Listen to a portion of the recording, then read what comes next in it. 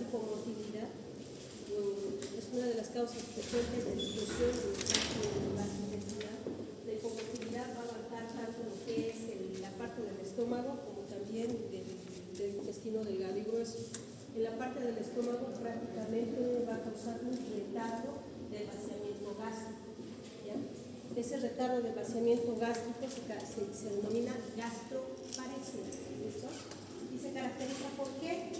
Por, como no va a haber un adecuado estímulo motor, va a haber una distensión de la cámara gástrica, y al haber distensión de la cámara gástrica, no se puede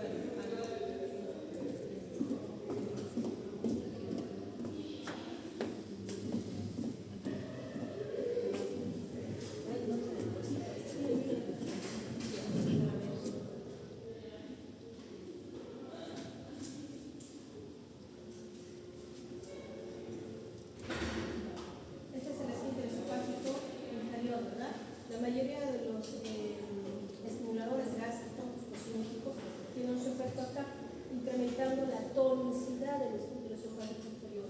¿Qué significa? Que cuando nosotros nos alimentamos, hacemos pasar el bolo alimentar y todo se concentra en la cavidad gástrica.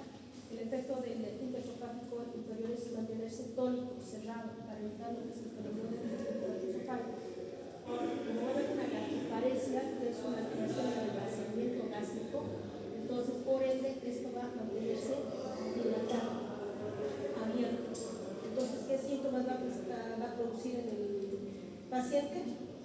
Distensión abdominal, retardo del vaciamiento gástrico.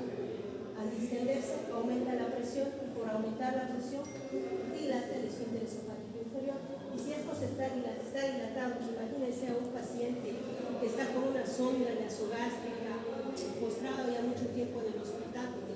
Hasta eso hay que enseñarles a las enfermeras cómo darle la nutrición al paciente. Cuando tú les das recostado a los pacientes con la sonda nasogástrica, imagínense que está haciendo una gastroparesia, se dilata, y al dilatarse el contenido gástrico aumenta, y obviamente la mayoría de los pacientes presentan los síntomas de náuseas, vómitos, enfermedad por reflujo gastroesofágico, y al final ¿qué produce? Broncoaspiración. Se broncoaspiran los pacientes. ¿Ya? La mayoría de noches procinéticos, por ende, van a actuar a nivel de lo que es el esfínter esofágico inferior, y también van a actuar a nivel de muchas terminaciones del sistema nervioso vago que nosotros tenemos, estimulando la parte motora y liberando unas sustancias que se llaman neurotransmisores, y también ligandos como son la 5-hidroxitriptamina.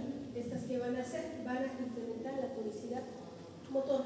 ¿Listo? Entonces prácticamente nuestro tema se va a basar en eso. Ahora, lo bonito del sistema gastrointestinal es que nosotros no dependemos a un 100% o virtualmente se podría decir por el sistema nervioso central. Tenemos un sistema nervioso autónomo, que este sistema nervioso autónomo se subdivide en el sistema nervioso entérico. ¿Listo? Este sistema nervioso entérico del tracto gastrointestinal se va a caracterizar por tener diversas neuronas intrínsecas y una diversidad de neurotransmisores, abundancia de neuronas cotransmisores también. ¿Listo? ¿Cuál va a ser la finalidad? Como ya les había dicho, van a estimular lo que es las neuronas aferentes y eferentes postsinápticas, estimulando lo que es la parte de la estimulación motora, y al provocar el estímulo motor van a provocar lo que es la motilidad. Muchos de estos ligandos y neurotransmisores se encuentran a nivel, ahorita hay un esquema bonito que les voy a enseñar, actúan a nivel prácticamente de unas estructuras que se llaman los plexos mientéricos de Auerbach y los plexos mientéricos de Peyssiner. La diferencia entre estas dos es que algunas se encuentran superficiales y otras se encuentran más profundas. Las que se encuentran más profundas son estas, las de mientéricas de Auerbach, es al revés, se encuentran, y estas, al ser estimuladas por el estímulo motor, van a secar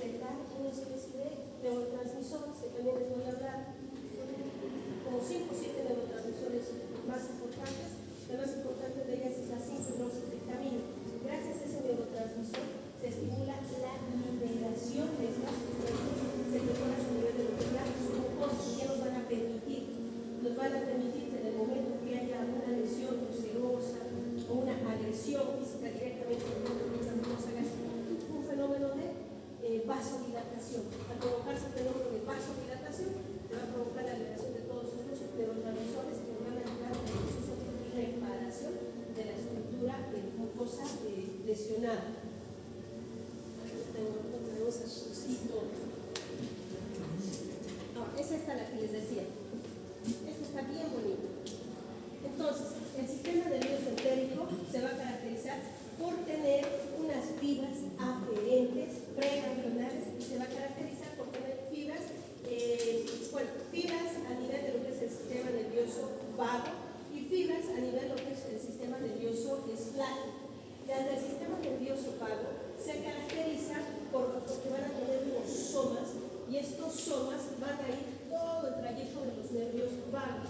Van a actuar a nivel de lo que son los plexos mientéricos de Auerbach y van a actuar también sobre los plexos mucosos de medicina estimulante.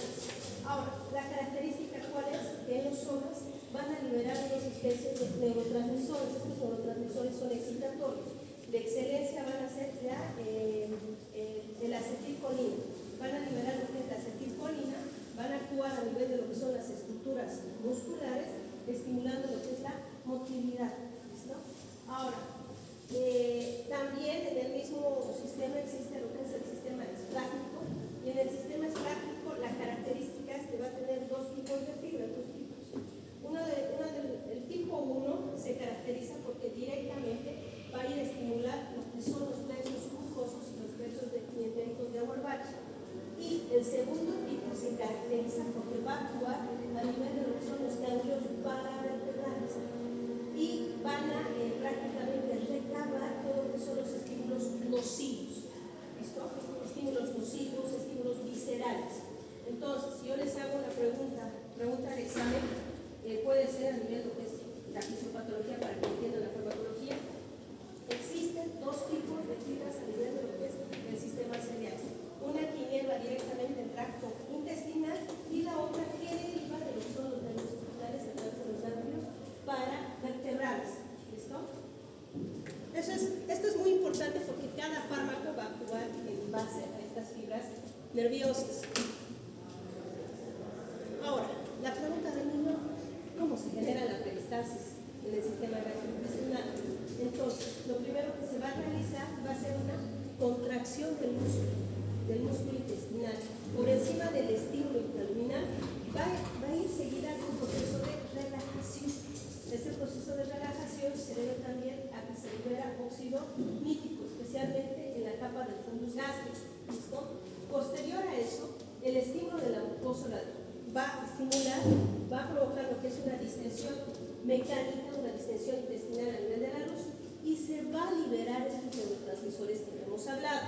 Por excelencia, el neurotransmisor que se produce en mayor cantidad en el sistema gastrointestinal es la 5-hidroxitriptamina, ¿ya? Pregunta de examen también.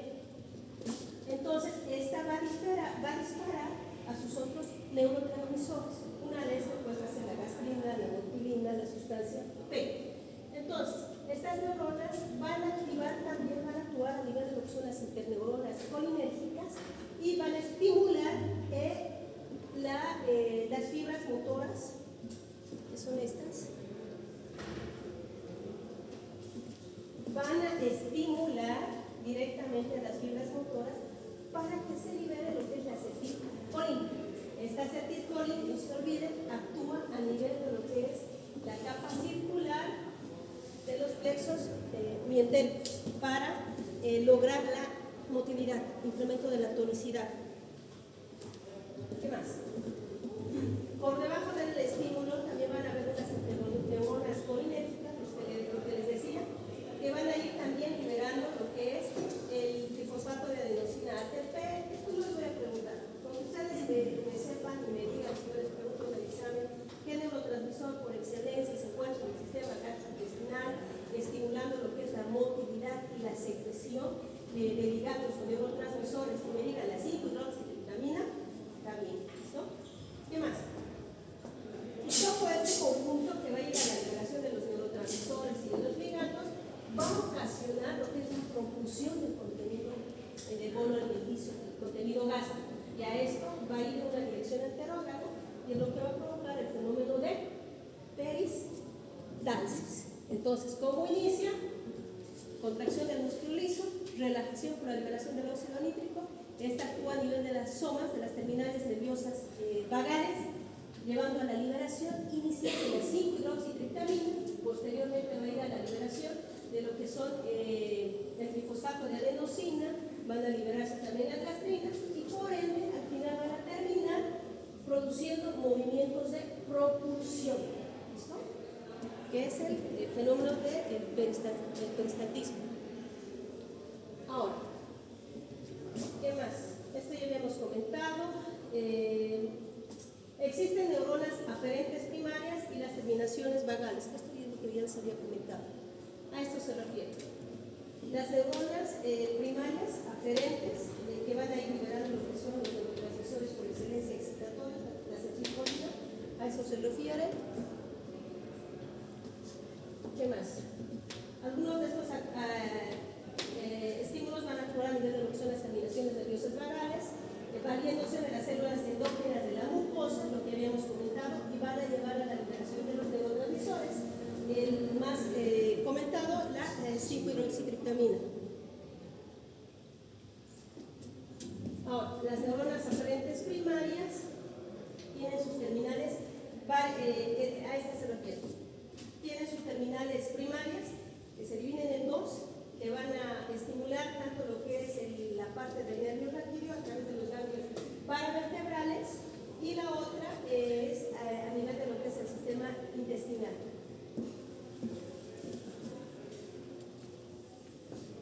¿Qué más? Entonces, como van a ir a estimular lo que es, o se van a ir a inervar en la parte intestinal, muchos van a provocar reflejos axonómicos que utilizan vías nerviosas bifurcantes. Estos reflejos axonómicos son responsables de la vasodilatación submucosa, que habíamos comentado. Entonces, el estímulo se agarra y directamente lleva una señal aferente a lo que son las sistema circular o muscular de lo que son el plexo mientérico, el plexo submucoso y el plexo mientérico de Auerbach. Cuando hablamos de estructuras circulares mucosas, se refiere prácticamente a vísceras, cuencas, un claro ejemplo podríamos hablar del sistema de las vías biliares. ¿Listo? Un claro ejemplo que les puedo dar es la colestiramina.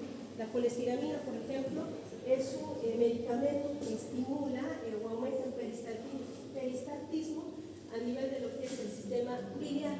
Entonces, estuviéramos hablando de que la colestiramina actúa a nivel de las células las neuronas tipo 1 que inervan todo lo que es la parte del tracto gastrointestinal.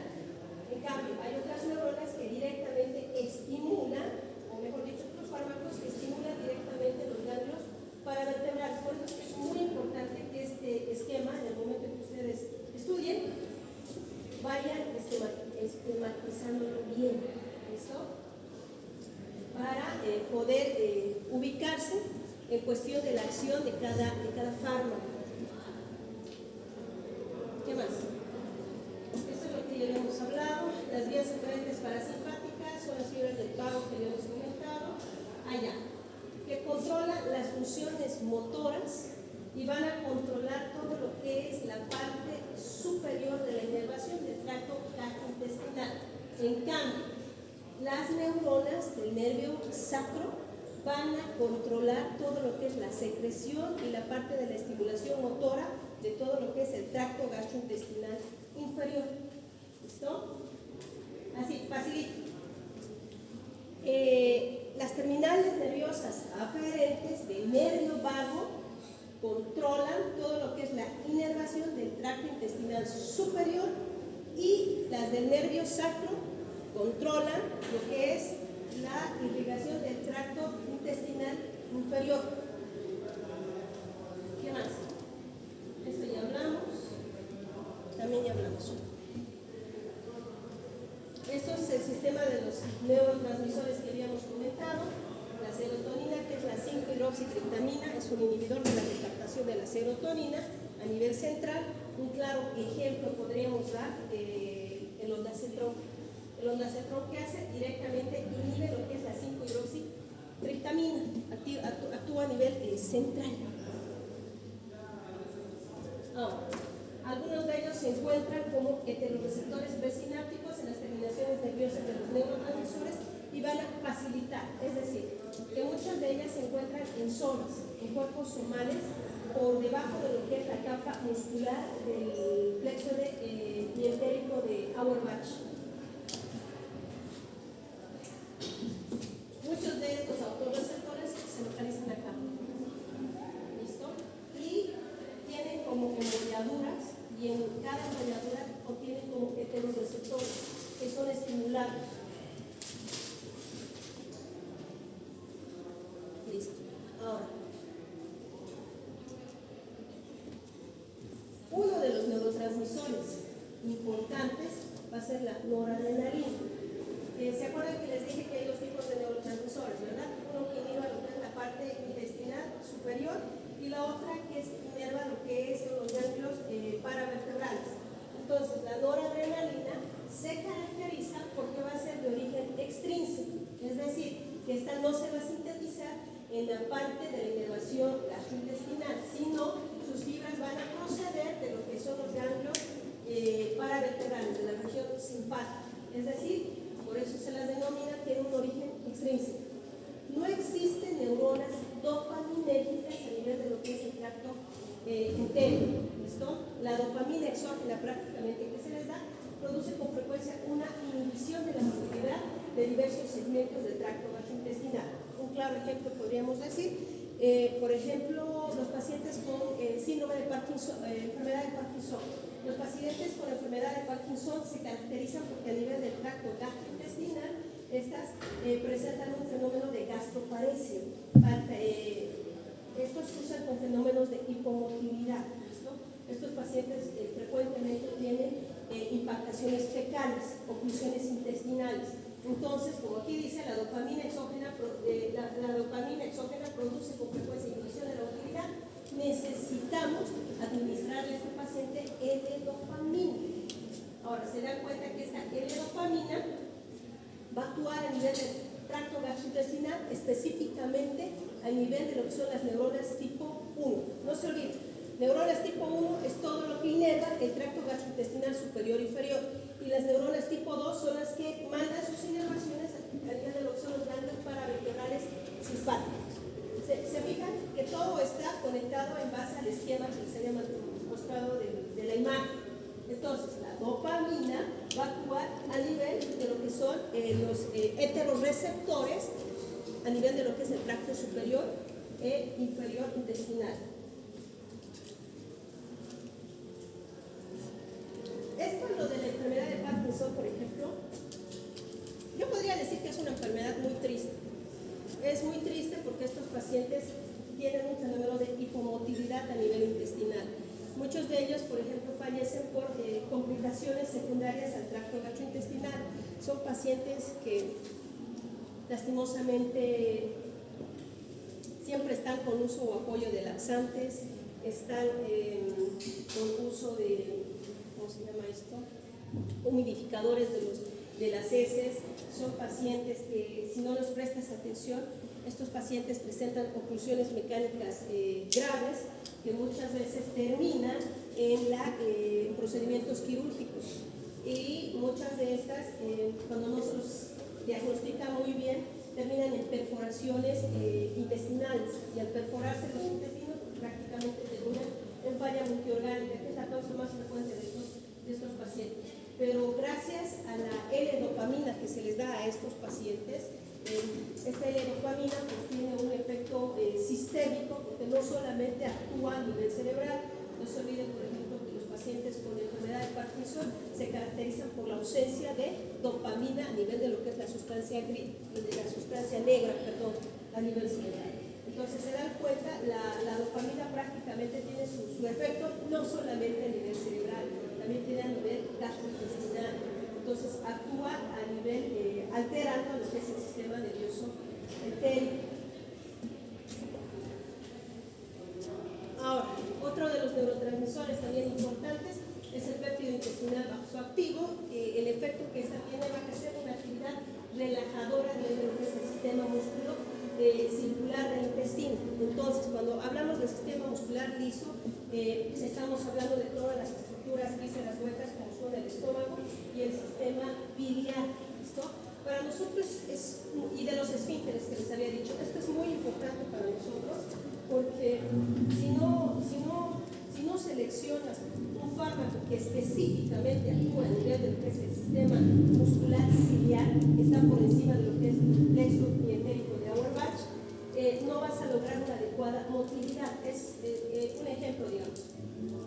Yo no puedo proscribir cualquier procinético al paciente. Si es un paciente, por ejemplo, que fue operado de una cirugía o le realizaron un CEPRE, por ejemplo, ¿saben qué es el CEPRE? ¿No saben qué es el CEPRE? Es un procedimiento, el CEPRE, que es un procedimiento en el cual es invasivo, se opta por meter una lente para hacer tipo un estudio de una laparotomía, si me quieren entender, por las vías biliares. Entonces prácticamente se extraen todos los litos que obstruyen a nivel del sistema biliar. Y cuando tú haces el CEPRE y digamos que el cirujano intervencionista no es, ¿cómo se llama la palabra? No es dinámico, no es bueno con las manos, es torpe, por ejemplo, puede lesionar el sistema biliar. Y al lesionar el sistema biliar, lo que hace el sistema biliar tiene secuelas de hipomotilidad. Y al tener este fenómeno de hipomotilidad, cuando una persona, por ejemplo, iniciamos la vía enteral a esta paciente por sonda nasogástrica, no llega a tolerar, llega a dilatarse. Y estos pacientes frecuentemente hacen esto. Entonces, lo que nosotros necesitamos es lo que les decía, buscar un medicamento que actúe específicamente sobre las estructuras musculares circulares.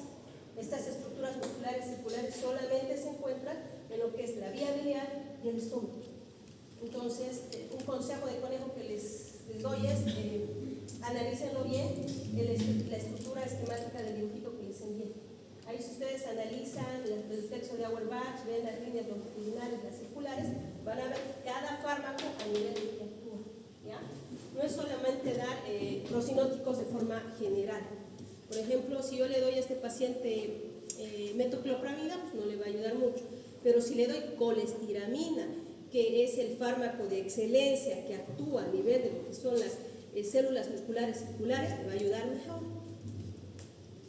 ¿Qué más? Ahí está, ya habíamos hablado de la colestiramina. La bombecina, por ejemplo, produce la contracción directa e indirecta, pero esta la produce en forma general. La somatostatina también ejerce su acción inhibitoria sobre otras neuronas. La somatostatina nosotros, por ejemplo, lo usamos como una segunda opción en los pacientes que también vienen con sangrado de tubo digestivo alto. ¿Listo? ¿Qué más? La motilina, sintetizada en las células de carácter endocrino, en la del músculo liso delgado alto. Son cosas teóricas pero si yo a mí me gustaría que solamente de los neurotransmisores que me sepan bien defender lo que es la 5-hidroxitriptamina, ¿listo? La 5-hidroxitriptamina y la división de lo que es el esquema. Si les voy preguntando el sistema nervioso entérico, cómo se divide, cuántos tipos de neuronas hay, si me dicen ustedes hay 2 tipos de neurona, una neurona tipo 1 que inerva todo lo que es la estructura intestinal y la neurona tipo 2 que prácticamente es ramificación de los ganglios paravertebrales, pues me doy por servido. Ahora sí, entramos a los fármacos procinéticos, porque si no hablamos algo de fisiopatología, pues tampoco nos entra, ¿no? No nos ubicamos muy bien. Ahora, siempre hablamos de fármacos procinéticos, pero ¿qué son? El objetivo de los fármacos procinéticos va a ser incrementar la motilidad. Si yo tengo una buena motilidad, voy a tener un buen tránsito del bolo alimenticio a través de lo que es el tubo digestivo y mejora la coordinación motora. Es lo que habíamos hablado. No es lo mismo que el paciente tenga una gastroparesia gastrointestinal, no le lleguen buenos estímulos motores, y si no le llegan, se produce el retardo de vaciamiento gástrico.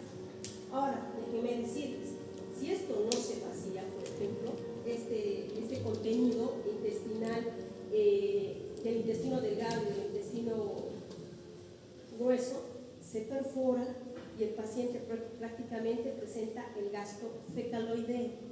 Eso tiene que drenarse y muchas veces no lo logramos solamente con los procinéticos, déjenme decirles. Muchas veces nosotros tenemos el error, el paciente está distendido, al paciente le pasaron 1500 de dieta enteral licuada, pero pues no evacúa desde hace 3 días y para nosotros es fácil decir pues receten 3-4 procinéticos de acciones diferentes, pero las estructuras nerviosas entéricas vagales están tan dañadas que no responden a veces a los mismos procinéticos. ¿Y qué es lo que se tiene que hacer? Colocar una sonda nasogástrica gruesa al paciente, porque la cámara gástrica está llena. Si tú pones una sonda nasogástrica delgada, se ocluye con el contenido gastrointestinal. Y muchas veces ayudas a estos pacientes, a través de la sonda tienes que extraer el contenido y hacer lavados con las soluciones fisiológicas. Luego de extraer este contenido, dejar reposar o descansar unas 48-72 horas el estómago del paciente. El paciente no se va a morir porque tú no le des 2 o 3 días de alimentación. Se va a morir si no le solucionas este problema, porque se va a perforar. Dejas descansar 48-72 horas y recién inicias tus procedimientos. ¿Listo? ¿Qué más? Entonces, ¿cuál va a ser el objetivo de los procinéticos? Aliviar los síntomas. ¿Cuáles son los síntomas? Sensación de distensión, plenitud, todo, ¿no? Estos fármacos no han demostrado un beneficio selectivo para la alteración concreta de la motilidad. Es a lo que me voy. No te van a solucionar el problema al 100%, es lo que te decía. Tienes que ir analizando. El paciente está con 3-4 procinéticos, no mejora, ¿qué onda? Pone la sonda nasogástrica y empieza a sacar manualmente con la jeringa de 50 mililitros o 20 mililitros para mejorar la clínica del paciente y luego recién iniciar los procinéticos. Ahora, ¿en qué patologías están indicadas? En la enfermedad del reflujo gastroesofágico, en las gastroparesis, que es el claro ejemplo, el estreñimiento asociado al síndrome de lo que es el síndrome del colon irritable y también a la pseudoobstrucción intestinal. Pseudoobstrucción intestinal no es lo mismo que oclusión intestinal o impactación fecal severa. La pseudoobstrucción intestinal es en los casos de que la luz del intestino no está impactado al 100%, ¿listo? Puede estar impactado en un 25-50% y lo puedes resolver con los procinéticos. Esa es la diferencia. Cuando es una impactación fecal severa, está impactado el 100% del intestino, ay no te ayudan los procinéticos. A fuerza tienes que desimpactar, ya sea colocándoles como son laxantes osmóticos, hacer tus preparaciones, o el otro es pues hacer una colonoscopia. Ahora, existen otros fármacos. Las benzamidas sustituidas, en estas se dividen prácticamente en 2 grupos con actividad antidopaminética, que actúan a nivel de los receptores dopaminéticos, la metoclopramida, que todo el mundo conoce, la clevoprida, y sin actividad antidopaminética, la cisaprida y cinitaprida. Con las que contamos actualmente acá son con la metoclopramida y la cisaprida. ¿Listo? La metoclopramida, pues que ya todos conocen, ¿no? Viene en una presentación de 10 miligramos. Ahora, la dosis tope de estos es que puedes dar 10 miligramos cada 8 horas o cada 6 horas. El efecto adverso de la dopamina, que como esta atraviesa la barrera hematoencefálica, produce lo que son síndromes extrapiramidales, es decir, que va a provocar un síndrome similar a lo que es el síndrome de Parkinsonismo plus, que uno de ustedes expuso, ¿no? Ahí en una, usted, doctor Gandarillas. Sí, te llega a producir. Por ejemplo, en un paciente que venga con síndromes extrapiramidales, un claro ejemplo, un paciente con un Parkinson, no le voy a dar una metoclopramida, voy a exacerbar sus movimientos estereotipados del paciente. Entonces, hay que ir viendo eso. Este es un resumen, ¿listo? Los procinéticos y antieméticos. Antieméticos ahorita vamos a entrar, ¿ya? La cisaprida, por ejemplo, tiene un agonismo bien positivo. 3+ es un antagonismo, ¿no? Luego algo que nos llame la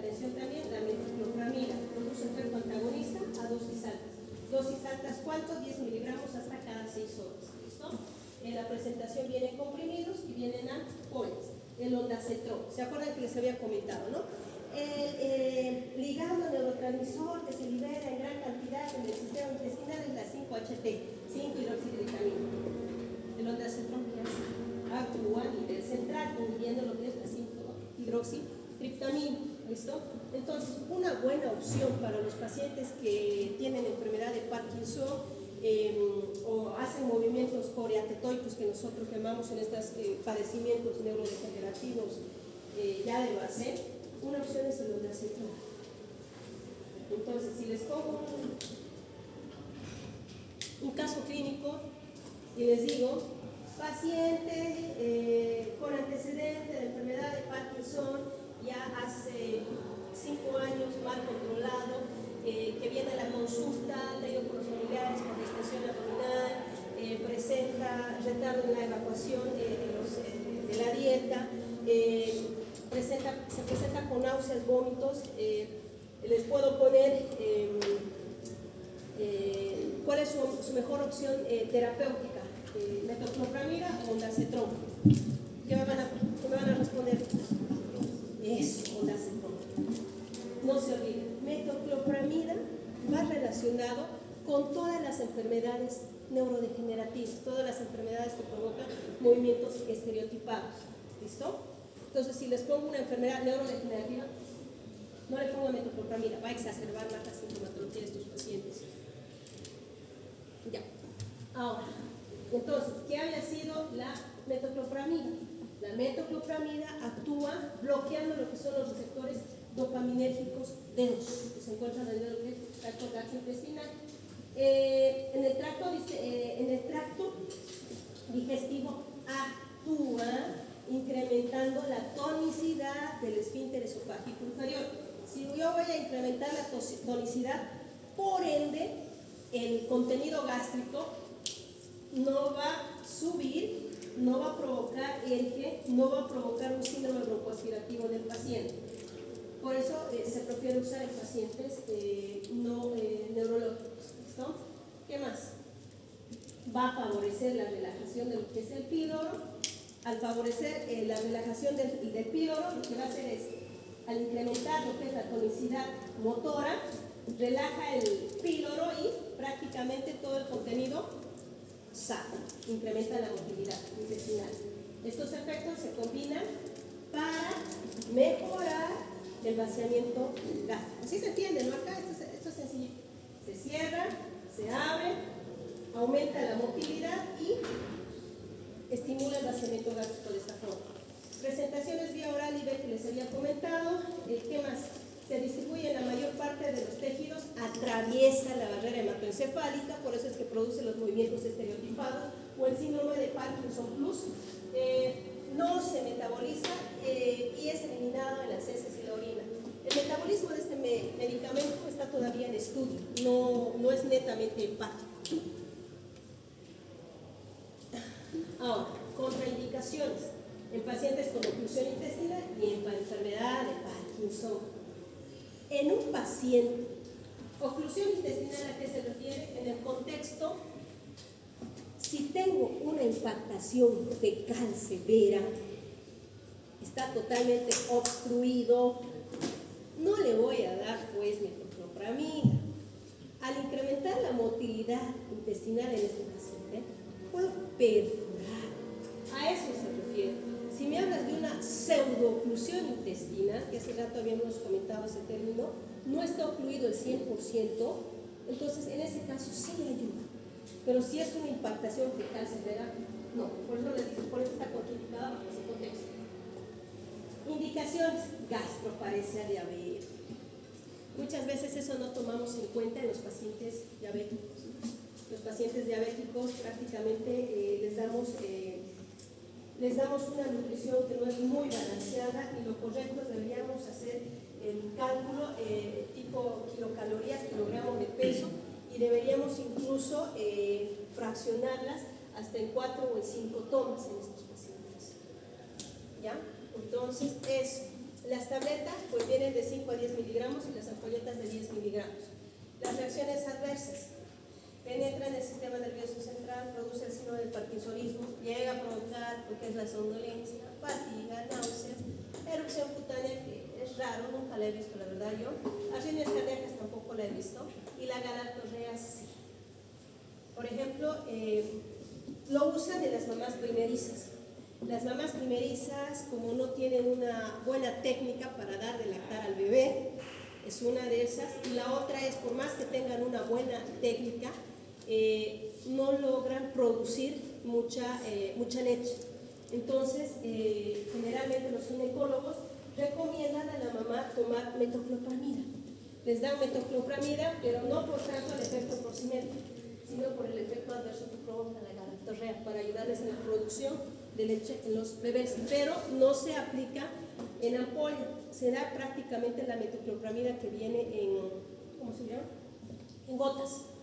¿Listo? Es por ese efecto. Si yo en el examen les llego a preguntar, ¿por qué les voy a preguntar mucho de esto? Porque es el medicamento que más vemos.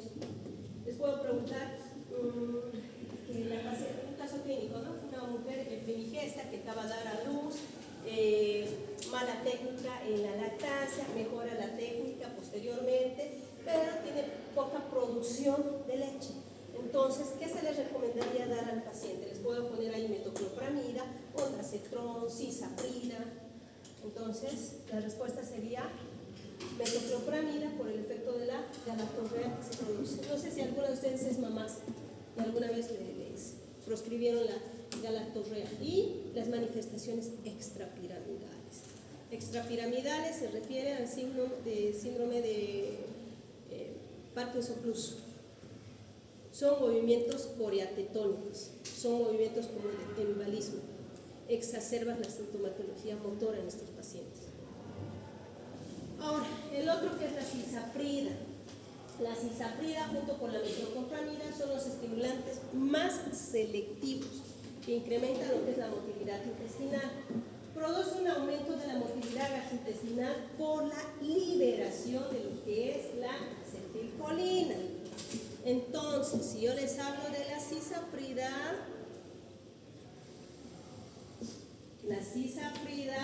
actúa a nivel de son las terminaciones del nervio vago, liberando lo que es la acetilcolina.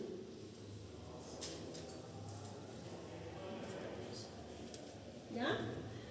También actúa a nivel de lo que es el plexo mientérico, que habíamos comentado, y también tiene el efecto de los receptores serotoninérgicos, es decir, que no solamente actúa como el ondansetron, tiene también acción central. El ondansetron tiene acción central a nivel de lo que es la 5-hidroxitriptamina, pero también la cisaprida.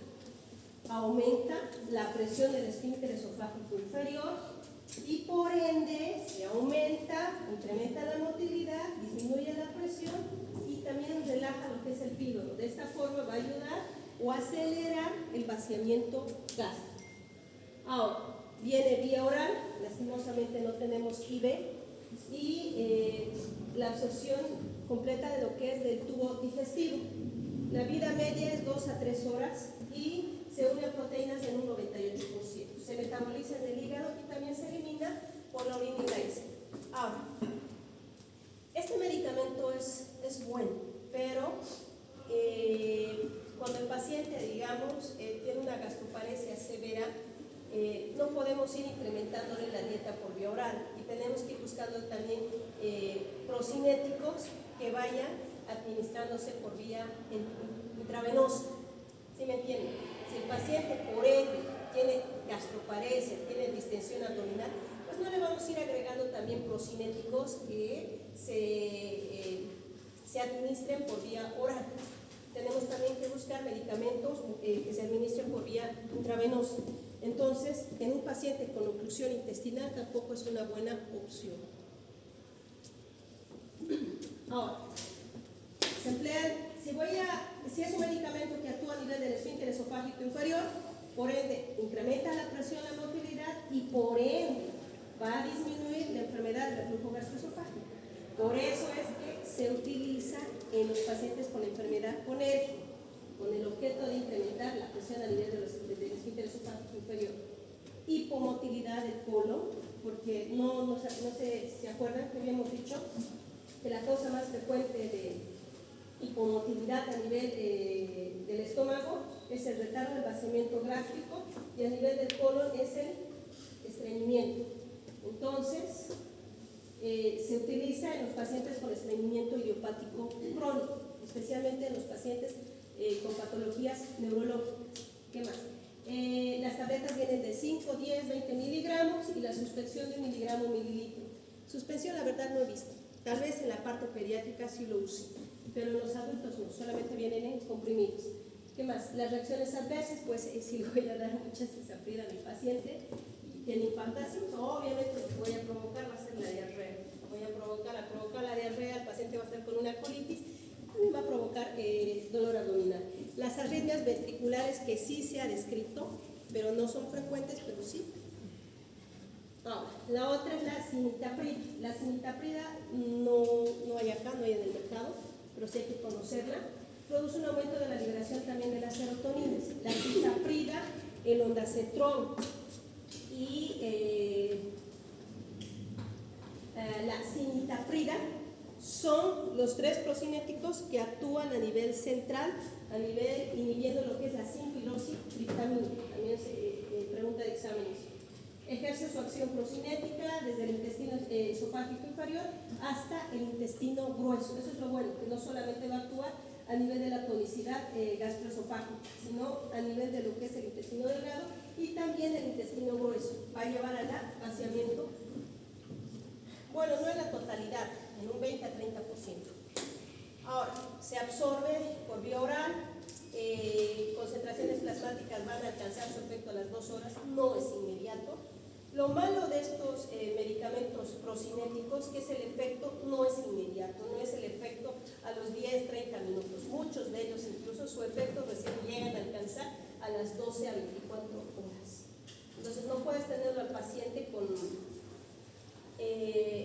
ese, ¿cómo se llama? Con el retardo del vaciamiento gástrico. ¿Listo? Entonces tienes que buscar otras medidas. Otra medida pues es darle fibra, mejorar lo que es llevar al emblandecimiento de lo que son las heces fecales, que también es otra medida que se toma en cuenta.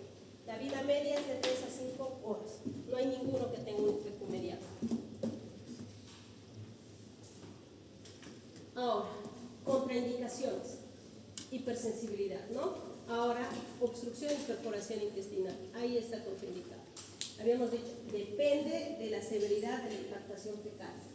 Ahora, ERGE, trastornos de la motilidad gastrointestinal, las dosis son 3 veces al día, 15 minutos antes de las comidas.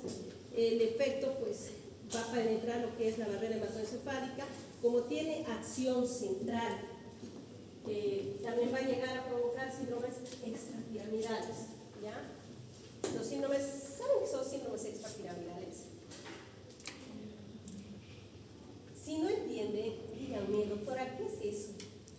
Es que es otra cosa, digamos, mencionarlas, pero ya. Por ejemplo, un síndrome extrapiramidal. Un síndrome extrapiramidal, por ejemplo, es el clonus. Nosotros hacemos en la exploración neurológica, digamos que esto es el talón del pie, ¿no? En la exploración neurológica de un paciente con Parkinson, cuando tú realizas el fenómeno del talón plantar, el paciente hace este fenómeno, es un síndrome extrapiramidal, es un clonus positivo.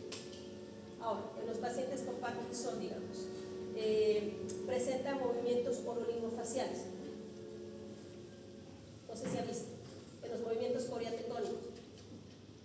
Es un movimiento muy frecuente. Los pacientes, por ejemplo, hacen hemivalismo. Son movimientos bruscos.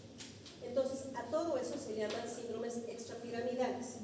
Por eso es que yo tengo que categorizar bien en estos pacientes neurológicos. En un paciente con Parkinson no puedo, quiero mejorar la parte gastrointestinal, pero voy a empeorar los movimientos de hemivalismos coreatetónicos, que es lo que no quiero. ¿Sí? A eso se refieren extrapiramidales. Muchos son buenos, pero tienen sus efectos adversos. ¿Qué más? La eritromicina. Me acuerdo que cuando vine, me preguntó uno de los residentes, ¿por qué siempre pone eritromicina, doctora? Si es un antibiótico, nada que ver con que es un procinético. Sí es. ¿Y sabe quién lo dice? Las guías del ASPE y del ESPE, que son las guías de nutrición a nivel mundial. La eritromicina es un antibiótico, sí, es un macrólido, pero se ha visto que tiene un efecto procinético. Aumenta la tonicidad del esfínter esofágico inferior. Ese es su principal efecto. Entonces nosotros damos a dosis de 500 miligramos cada 8 horas o cada 12 horas. ¿Listo?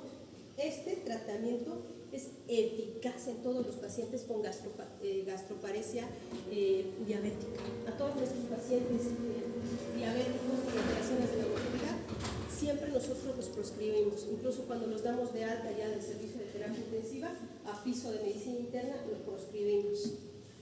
Les va muy bien. Ahora, hasta aquí algunas preguntas. Reguladores de la motilidad del tracto intestinal inferior. Vamos a hablar solamente del superior más. Ya. Son los medicamentos más utilizados en la motilidad intestinal, lo describen, principalmente en el manejo de lo que es el síndrome de colon irritable. ¿Alguien sabe los criterios de Ramón? No. Ya. Los criterios de Ramón son criterios mayores del síndrome de colon irritable. ¿Cuál es un criterio mayor? Que el paciente generalmente pueda ser estreñido o puede ser del otro lado presentar evacuaciones líquidas. Por ejemplo, en los pacientes estreñidos, uno de los criterios mayores, uno de los criterios de Ramón, son que las impactaciones sean pequeñas. Las impactaciones sean pequeñas y que causen mucho dolor cuando el paciente va a hacer sus necesidades al baño. Y la otra otro criterio es que cuando el paciente va al baño, obviamente estos pacientes son pacientes que tienen distensión abdominal y cuando se botan sus gasecitos sienten un alivio. Ese es otro criterio mayor de Ramón para el síndrome de colon irritable, a eso se refiere, ¿ya? Entonces, dicho padecimiento se caracteriza por un conjunto de síntomas. El hecho de que el paciente tenga distensión abdominal sí les provoca dolor a muchos de ellos. Estreñimiento, como ya les decía, o diarrea. El hecho de que los pacientes tengan síndrome de colon irritable no solamente son los pacientes estreñidos, también los pacientes con evacuaciones de más de 5, 7, incluso hasta 15 veces al día van los pacientes con síndrome de colon irritable. Y muchos de estos están asociados a problemas psicosociales. Una de las causas más frecuentes es el estrés. ¿Listo? Ahora, en estos pacientes con síndrome de colon irritable, pues el tratamiento va a ser el tegaserot y la trimebutina. Lo bueno de la trimebutina es que vienen presentaciones en comprimidos y también vienen presentaciones intravenosas.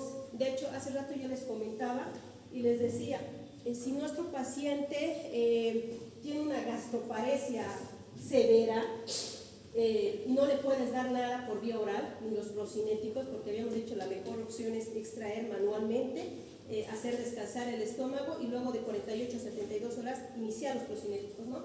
Pero en este caso, como no puedes administrar nada vía oral, una opción también es la trimebutina, porque viene vía ampolla. ¿Listo? Ahora, el tegaserot. Fármaco más utilizado en el tratamiento del síndrome de colon irritable, cuya manifestación principal es el estreñimiento. Es un agonista parcial de los receptores 5-hidroxitriptamina, también actúa esta, y la activación del tracto gastrointestinal. ¿Qué va a hacer? Va a estimular lo que es el peristaltismo y la secreción intestinal.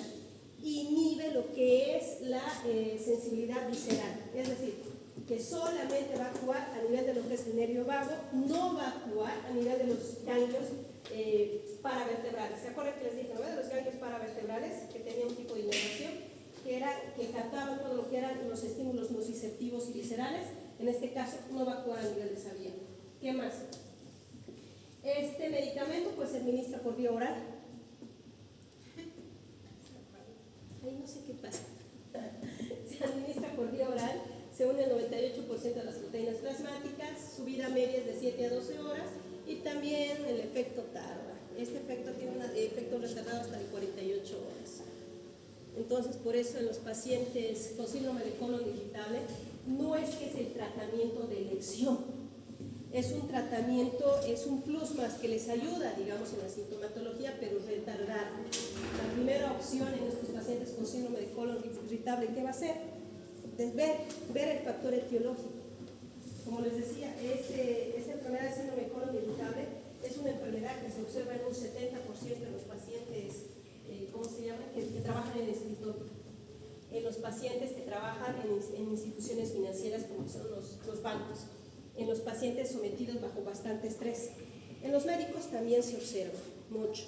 Entonces, uno de esos es controlar lo que es la parte psicosocial, el otro es mejorar la dieta, y pues tercero, recién puedes añadir lo que son estos procinéticos en ellos. ¿Qué más? El efecto colateral más frecuente de este medicamento pues es la diarrea. La trimebutina. La trimebutina nosotros prácticamente lo prescribimos mucho en la UTI. Como son pacientes, la mayor parte postoperados de cirugía abdominal, o son pacientes ya secolados, como por ejemplo el Parkinson, o son pacientes que han hecho lo que es una perforación intestinal, se han perforado, nosotros lo usamos a veces con el objetivo de iniciar el peristaltismo. Después de unas 72 horas hasta 4 días de que el paciente se opere, nosotros tenemos que preparar el intestino. ¿Listo? Al preparar el intestino ya recién vamos a iniciar la nutrición en estos pacientes. Entonces, como son pacientes postquirúrgicos y no les puedes meter nada por vía oral, viene vía intravenosa. Entonces, de esta forma nosotros vamos preparando una dosis de 50 miligramos cada 8 horas, cada 12 horas, por un lapso de 3 días por lo menos, antes de iniciar la nutrición enteral. Ahora, en estos pacientes tenemos que tener muchísimo cuidado porque muchos de ellos no nos toleran la dieta. Entonces, lastimosamente un 50-70% de estos pacientes de cirugía abdominal se complican con una gastroparesia, es decir, retardo en el vaciamiento gástrico. Entonces, sí se los tiene que preparar con anticipación antes de iniciar la dieta. ¿Qué más? Ya, la contraindicación, hipersensibilidad. Tampoco he visto esa contraindicación, pero bueno, el libro lo describe. Pero no he tenido un paciente que haya presentado hipersensibilidad con la trimebutina. Ahora, se usa en pacientes con síndrome de colon irritable, que es la indicación, es el tratamiento de elección. Se usa en los pacientes con colon espástico, espasmos gastrointestinales, en los pacientes con gastroenteritis. La dosis es 200 miligramos diarios con los alimentos, pero la presentación en tabletas, que aquí no hay, es de 100 a 200. En inyectables, lo que les decía, en inyectables lo que más se usa, 50 miligramos, no se deben olvidar la dosis. Los efectos adversos son mínimos, no son muy frecuentes, la boca seca, son más síntomas o signos gastrointestinales lo que provoca. Ahora, laxantes. Son fármacos que van a producir un aumento de lo que es el ritmo intestinal, favoreciendo una mayor frecuencia de la formación de las heces. Los laxantes se van a clasificar en laxantes formadores de bolo y laxantes, suavizantes o lubricantes. No es lo mismo cada uno, ¿ya? Ahora, los laxantes formadores de bolo son sustancias preparadas a partir de sustancias vegetales, frutas, semillas, fibra. Estando en el intestino grueso van a formar o van a facilitar la formación de estas, ¿cómo se llama? El fenómeno de peristalsis, y también van a incrementar la tonicidad de lo que son las heces fecales. ¿Listo? Uno de los más frecuentes es el Psyllium plantarum. El Psyllium plantarum. El Psyllium plantarum, que se encuentra en una preparación de suspensión. Nosotros damos unos 10 a 20 mililitros. Iniciamos generalmente con 10 mililitros cada 12 horas. Si el paciente no llega a evacuar o prácticamente requiere ayuda, porque a veces nosotros tenemos que hacer tacto rectal y tratar de desimpactar y ayudar al paciente. Ustedes eso lo van a hacer internado. A muchos cirujanos no les gusta desimpactar a los pacientes. Dime, doctora. Sí, y también a las personas con discapacidad, ¿no, doctora? Porque yo tuve una hermana con discapacidad y sí se le formaba la S, pero ella no tenía la fuerza para poder expulsarla, entonces teníamos que apretar sí o sí, teníamos que incluso llegar a sacar alguna vez con guante de suave y sacarlo. Así es, doctora. Es muy doloroso. En estos pacientes, por ejemplo, lo que hacemos es darles aceites minerales, darles medicamentos que reblandezcan la masa o las heces, digamos, porque son muy duras. Entonces, nosotros tratamos de darles lo que es un poco de agua, un poco de sal, y tratar de desimpactar y ayudar al paciente. Ustedes eso lo van a hacer internado. A muchos cirujanos no les gusta desimpactar a los pacientes. Dime, doctora. Sí, y también a las personas con discapacidad, ¿no, doctora? Porque yo tuve una hermana con discapacidad y sí tenía se le formaba la S, pero ella no tenía la fuerza para poder expulsarla, entonces teníamos que apretar sí o sí, teníamos que llegar a sacar alguna vez con guante de suave y sacarlo. Así es, doctora. Es muy doloroso. En estos pacientes, por ejemplo, lo que hacemos es darles aceites minerales, darles Esa es una, y la dos es, pues lamentablemente, pues, estos pacientes presentan mucho dolor y pues se les hace el tacto, ¿no? Para lo cual no se les ocurra realizar el tacto sin consentimiento del paciente. Ha habido casos médicos legales, yo sé, tal vez ustedes han escuchado, de médicos que supuestamente hicieron tacto rectal, pero no se les comentó a los pacientes o no comentaron a los familiares y lo tomaron en mala fe y dijeron, no, pues abusó de mí o pasó esto. Entonces, un consejo de conejo, siempre que vayan a hacer un tacto rectal, ya sea en la consulta externa o ya sea un paciente que esté en hospitalización, díganle al familiar, díganle, no lo haga por hacer, porque la gente es tan maliciosa que piensa que solamente nosotros hacemos ese procedimiento con otros fines, pero ustedes saben que no es así, ¿verdad? Entonces háganles firmar un consentimiento, díganles, voy a hacer un tacto rectal, voy a meter los deditos, me voy a poner guantes, voy a poner vaselina líquida y le voy a hacer el tacto rectal para desimpactar y ayudar de esa forma a la sintomatología del paciente, porque ellos no pueden eliminar las heces. Entonces, incluso se preparan soluciones chisas que nosotros decimos, con soluciones jabonosas y lactulosa. Preparamos un frasco de lactulosa, preparamos medio litro de soluciones fisiológicas y les administramos al paciente. Entonces, es algo muy, muy doloroso, yo lo veo muy doloroso, encontrándonos en la situación del paciente, ¿no? Entonces, tengan un poquito de pudor, hablen con los familiares.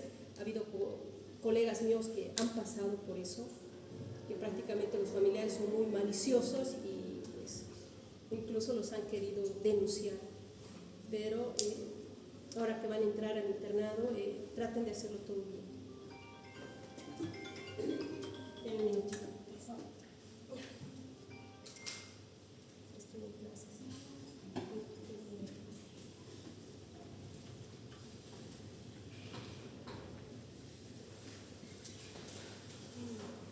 ¿Alguna pregunta hasta aquí, jóvenes?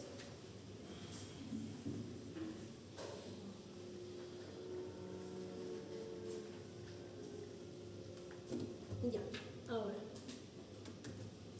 Laxantes estimulantes, sustancias hidrolizadas en el intestino, producen un aumento de la movilidad de lo que es el músculo intestinal, poseen una acción directa sobre las terminaciones nerviosas intestinales, especialmente en el colon. De estas, las que nosotros usábamos mejor eran los xenócidos AB.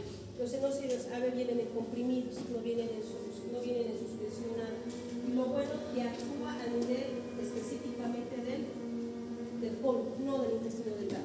Y es especialmente en estos pacientes que tienen alteraciones, por ejemplo, los pacientes que tienen trauma raquimedular. En los pacientes que tienen trauma raquimedular o que tienen lesión a nivel de lo que es el sacro, prácticamente se ve afectado todas las terminaciones que inervan la parte del colon. Entonces, en estos pacientes es muy buena elección los xenócidos AB porque actúan en la parte de la inervación baja del colon, provoca el estreñimiento. Ahora, laxantes osmóticos son sustancias que no se reabsorben, se combinan con agua. Es lo que les había hablado de la lactulosa, el sacubitrilo, por ejemplo, que se realizan las combinaciones con el efecto de generar un efecto osmótico, ¿no? Incluyen catárticos salinos como el citrato de magnesio, el hidróxido de magnesio, el sorbitol y la lactulosa. Ahora, hay algunos que ya vienen ya en preparaciones. No sé si alguien alguna vez aplicó el Enemavit. Sí, yo creo que sí, ya lo aplicaste. El Enemavit que ya viene preparado, viene con todo lo que es el citrato de magnesio, el bicarbonato, el hidróxido de aluminio, todo eso ya viene preparado. Es como un sachet que tiene como un piquito. Viene en esta preparación. Ya viene preparado, prácticamente tú al paciente lo colocas en una posición en el cúbito dorsal y pues lo dilatas antes con vaselina, con los deditos, con guantecito dilatas un poquito, administras para que no le provoque mucho dolor al paciente. Administras y esperas y ves el efecto. Si en unos 30 a 1 hora tiene el efecto, bien. Y si no, tacto rectal nomás. Sí, pero no es tan complicado porque es muy fácil con la vaselina. Sí, así es. ¿Qué más? El el Psyllium plantar, que es lo que les había comentado, que es el que más usamos aquí, lo tenemos, es un regulador intestinal que incrementa la formación del bolo, ¿listo? El bolo pues prácticamente lo reblandece, ¿ya? Entonces, al estar en contacto con el agua del intestino, se expande y va a formar que la masa sea más blanda. No es irritable, es lo bueno, y es barato. Creo que cuesta 10 pesos o 15 pesos. Ahora, la farmacocinética se administra por vía oral también, comienza a actuar a las 12 a 72 horas, imagínense. El efecto es retardado de los medicamentos. ¿Qué más? No se absorbe en la mucosa gastrointestinal, por lo que sirve de una acción generalizada en el colon y puede sufrir prácticamente degradación. Y no es lesivo y no tiene efectos adversos, no tiene muchos efectos, son mínimos sus efectos del Psyllium plantar. ¿Qué más? Se utiliza en los pacientes con síndrome de colon irritable también. ¿Qué más? También tiene dosis de 200 miligramos 3 veces al día. Las reacciones adversas van a ser la diarrea, va a ser los cólicos y la irritación rectal, reacción alérgica. Irritación rectal, sí, eso es lo que estaba comentándoles hace rato. Si se lo colocan si se lo aplican mal al paciente, digamos. Siempre traten de realizar antes una limpieza de lo que es el área genital, pónganse los guantes, lubriquen bien esa área con los deditos antes de ir a aplicarle al paciente. Incluso hasta nosotros usamos la lidocaína en gel o la vaselina líquida, cosa de que no le provoque mucho dolor al paciente. Porque si lo aplicas mal también puedes ocasionar fisuras en el paciente, ¿no? Fisuras anales, que es lo más doloroso en el paciente. Son óxidos AB, glucósidos hidrolizados, es lo que les decía, viene en una presentación en comprimido, indicado en las hipotonías intestinales, estreñimientos funcionales, en las hemorroides. Ahora, ¿qué más? Las contraindicaciones están contraindicadas en pacientes con obstrucción intestinal, apendicitis, abdomen agudo, el sangrado. Especialmente están contraindicadas en todas las colitis, no se dan en las colitis, ¿listo? Ahora, si les pongo una pregunta, si les pregunto de que un paciente está cursando con una colitis hemorrágica que presenta deposiciones 15 veces o 10 veces al día, las características son líquidas, ¿están indicados los procinéticos? Sería una perforación. No están indicados.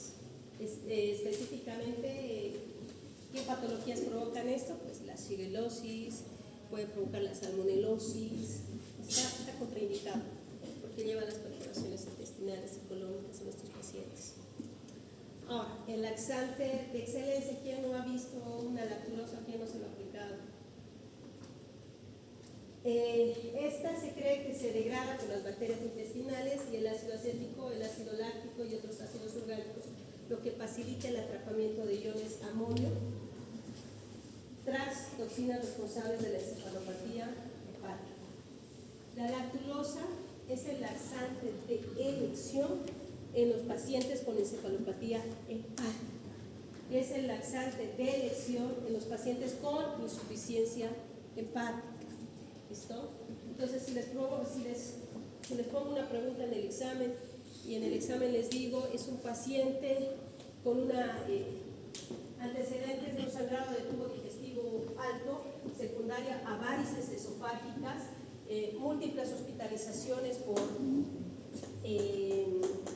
impactaciones fecales, múltiples hospitalizaciones por demencia de etiología hiperamonemia. Entonces les puedo poner ahí una opción, se le va a dar al paciente loperamida, se le va a dar al paciente cisaprida, se le va a dar al paciente lactulosa, que me van a poner facilito, esto es facilito, lactulosa, paciente hepático de excelencia. Se puede dar en todos los pacientes, pero su indicación especial es en los pacientes hepáticos, porque provoca el atrapamiento de los iones amonio. ¿Qué pasa? Cuando un paciente hepático presenta impactación fecal, existe una transgregación bacteriana a nivel de lo que es el intestino y el colon, y y por ende existe una elevación de lo que es el amonio. El amonio penetra fácilmente la barrera hematoencefálica. ¿Y cómo se manifiesta con estos pacientes? Con encefalopatías hepáticas. A veces ni el paciente despierta, digamos, está en un estado comatoso. Entonces, en estos pacientes, ¿el tratamiento cuál va a ser? Van a ser los sales disulfuro, los disacáridos que se le dan a estos pacientes, la lactulosa, por ejemplo, y ver la causa de la descompensación de encefalopatía hepática. Muchas de estas veces son las oclusiones intestinales o también pueden ser los procesos infecciosos, como las neumonías y las infecciones de vías urinarias. Las contraindicaciones: la lactulosa está contraindicada en pacientes que requieren una dieta baja en galactosa, pacientes que presentan hipersensibilidad y en síndrome de abdomen agudo y oclusión intestinal. ¿Se acuerdan que se le he dicho, no? En el caso clínico anterior les puse un paciente que viene con el abdomen distendido, viene con el abdomen timpánico a la palpación, un paciente que tiene ausencia de ruidos peristálticos, un paciente que viene con inestabilidad hemodinámica, lo peor que le puedes hacer es colocarle laxantes. Eso es una iatrogenia. Al colocarle laxante puedes perforar más el intestino. Entonces, si yo les pongo, porque puedo ponerles malintencionadamente ese caso, este paciente hacía así y puedo poner signos vitales, tiene una presión arterial de 70-30. ¿Le van a poner laxantes? No, obviamente que ese paciente probablemente ya incluso se haya perforado y esté cursando una fase que es ni siquiera una sepsis, ya un choque séptico. ¿Ya? Entonces, en esos casos tienen que ir viendo. Y no es lo mismo una oclusión, una impactación fecal al 100% que una simple pseudoclusión. ¿La pseudo 100%? Sí, en la pseudoclusión puedes hacer porque no está totalmente el lumen, no está ocluido o totalmente tomado el lumen, no está un 100%, puede estar un 20-30%, puedes ver niveles hidroaéreos tal vez en la radiografía de abdomen y el paciente no está muy sintomático. Si te dice no puedo evacuar, me duele, pero es muy diferente a que aquel paciente que esté con la panza distendida, inestabilidad hemodinámica y no tenga ruidos peristálticos. ¿Qué más? Reacciones adversas: cólicos abdominales, dosis excesiva puede provocar la diarrea y pues hipocalemia, hiponatremia. El paciente va a ir constantemente a las evacuaciones y pues tienes que realizar electrolitos séricos en estos pacientes cada 4 o cada incluso 8 horas y corregir. Ahora, ¿qué más? Muchas veces ha pasado que los pacientes presentan evacuaciones, por ejemplo, en piso de hospitalización o en la UTI, presentan evacuaciones de 10, 15, 20 veces y dicen, ¿no? Ay, pues no, está con diarrea. Entonces, es un paciente que se ha estado administrando la lactulosa. Y a veces los clínicos no ven ese aspecto. No, pues está con diarrea. Hay que hacerle un coprocultivo y todo eso, ¿no? Pero muchas veces no nos damos cuenta que colocamos la lactulosa en dosis tóxica y el paciente está con el efecto diarreico continuo. Entonces, al momento de que ustedes vayan a revisar a algún paciente algo, fíjense de que el paciente no se esté administrando o que no le hayan prescrito laxantes. 1. 2. Chequen la etiología. Es muy diferente la etiología. Muchos de estos pacientes, por ejemplo, hacen estas complicaciones gastrointestinales de la diarrea por un microorganismo que se llama Clostridium. Clostridium perfringens. No sé si han escuchado, han llevado bacterias. Este bicho, por ejemplo, este microorganismo se exacerba tras la administración, una de las causas frecuentes, antibióticos. Son pacientes, digamos, que han estado con carbapenémicos, que han estado con aminoglucósidos, que han estado con, ¿cómo se llama esto?, macrólidos, que han estado, por ejemplo, con quinolonas muchísimo tiempo, 15 a 20 días, y de la nada empiezan con las evacuaciones líquidas. Entonces, si ves que este paciente está con las evacuaciones líquidas o te viene de la consulta externa, que es un paciente inmunosuprimido y se administra un chingo de antibióticos prescritos, Entonces lo que tienes que hacer es cuántos días vas con los antibióticos. Si te dicen, no, pues yo ya llevo 21 días, llevo 3 meses o 6 meses, porque hay pacientes que sí se los prescribe así por las patologías de base que tienen. Entonces, solicítale un microbiológico para Clostridium A. Y también fíjate que a este paciente no le hayan prescrito un laxante, porque muchos clínicos les dan su laxante, les dan sus antibióticos, y de aquí te veo a 3 meses, de aquí te veo a 4 meses en la consulta externa. Y hablo exclusivamente, por ejemplo, de nuestros pacientes con colitis por Crohn, enfermedad de Crohn. Entonces, con estos pacientes hay que tener cuidado de ese aspecto. Antieméticos. ¿Cuánto tiempo? Unos 10 minutos más, unos 10 minutitos y ya. ¿Listo? Porque luego van a entrar a vacaciones. Ya no les voy a mostrar las vacaciones. Ya. Entonces, la emesis, el vómito es la expulsión del contenido gástrico, que ya sabemos a través de la boca, está controlado por el bulbo raquídeo. Hay una área que se llama área postrema. Esa área postrema hay un tracto que es el tracto solitario.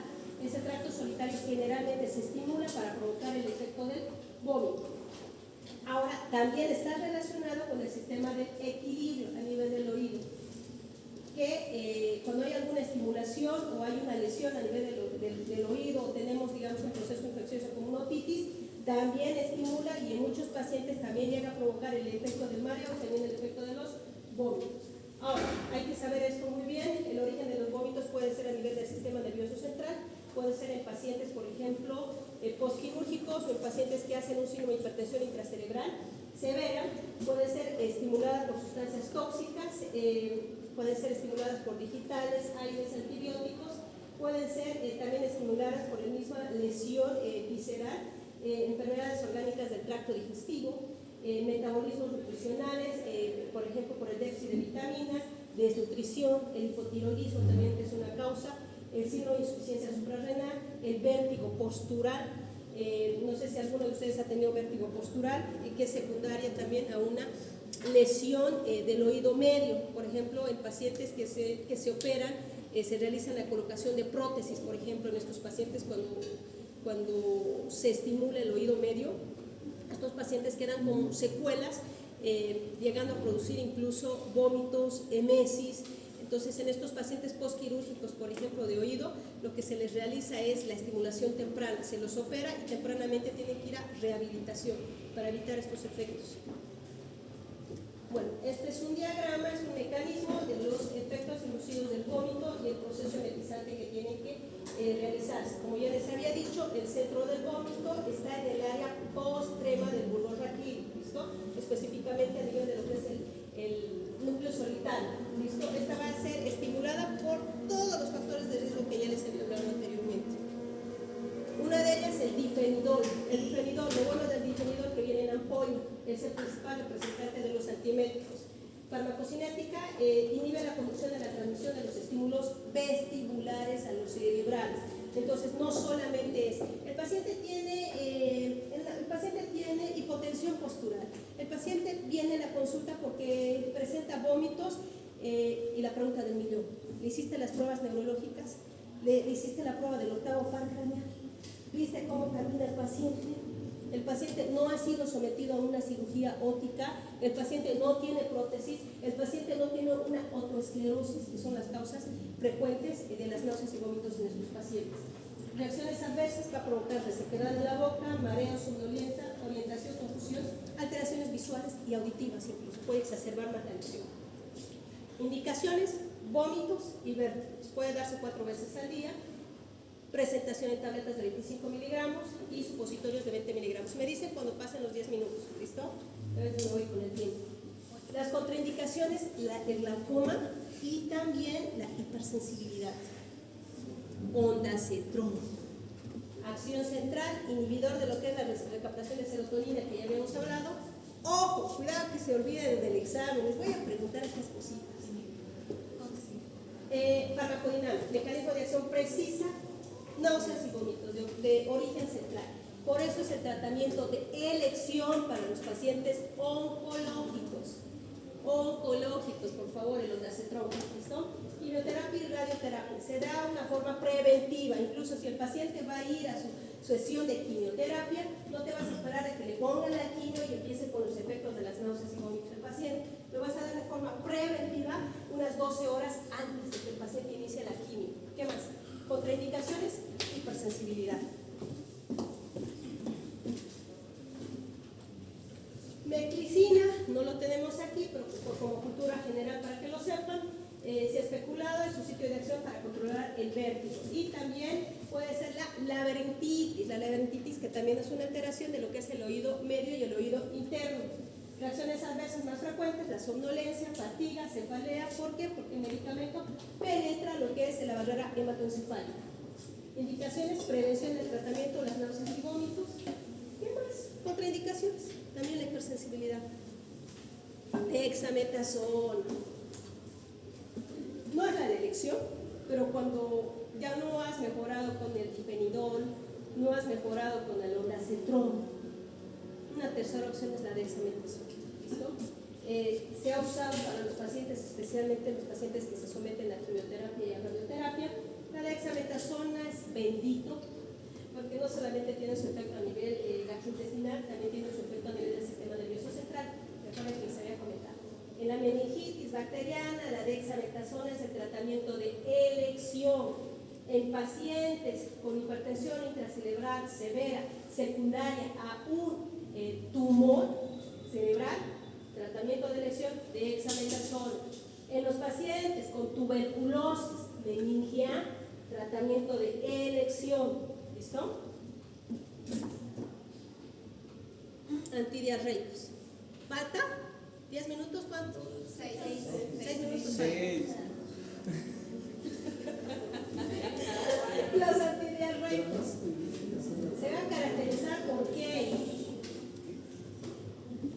¿Listo? Aumento de las evacuaciones líquidas, pero con una frecuencia de más de 3 veces día. Ahora, ¿cuál es el objetivo del tratamiento antidiarreico? Restablecer la absorción y la secreción. No olvidemos que la diarrea tiene efectos osmóticos secretores. Ese es el efecto fisiopatológico. Pero si yo voy a mejorar una buena absorción y secreción, pues va a aliviar la sintomatología, ¿no? ¿Qué más? Segundo, si la situación del paciente lo aconseja, se recurrirá a la depresión farmacológica. ¿Qué significa esto? Que el antidiarreico no es de elección. No es de elección. Si un paciente tiene diarrea, hay que buscar primero la causa. ¿Cuál es? ¿Es una diarrea del viajero? ¿Es una diarrea? O tal vez puede ser una intoxicación alimentaria. El paciente se fue a la playa, comió camarón, pero hay que ir buscando eso. No es, digamos, tiene diarrea, hay que darle el antidiarreico, lo peor que puedes hacer.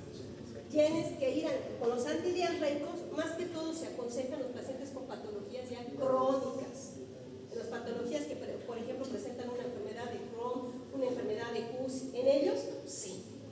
Ahora, si es una diarrea del viajero, puede ser. ¿Listo? ¿Qué más? Pero como última opción. Mecanismo de la diarrea, causada por solutos osmóticamente activos. Me olvidaba, en el síndrome de colon irritable de la característica de la diarrea, un criterio mayor, ¿cuál es? Que cuando el paciente va al baño, yo les había dicho que bota gases o disminución de los meteorismos que llamamos, presenta sintomatología. Otras las características de las heces. Prácticamente es todo lo que el paciente comió, se ve en la taza, es decir, trozos de alimentos. Y eso es por el efecto osmótico. Bota, no absorbe nada, bota todo. Se ve ahí trocitos de verde. Bueno, yo no quiero especificar eso, pero para que tengan idea. Eso es en el síndrome de colon irritable. Y en la diarrea también produce el mismo efecto. ¿Listo? Por el efecto osmótico. ¿Qué más?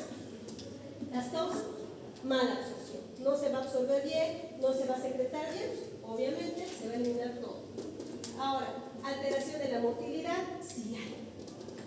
Diarrea secretora causada por el transporte anormal de las vellosidades intestinales que llega a provocarse, y la diarrea exudativa, la desorganización de la integridad tanto del músculo y se produce el proceso inflamatorio. ¿Qué pasó? ¿Ya? Estamos extrañando. Ya. Ahí, nos quedamos ahí entonces, ya no falta mucho. Ya no falta mucho.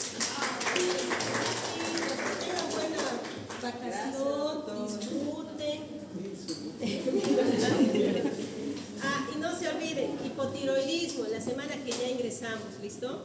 Vamos a empezar con hipotiroidismo y la subsiguiente ya empezamos con lo que es páncreas. ¿Lo grabaste o solo el audio? ¿Lo grabaste o solo el audio?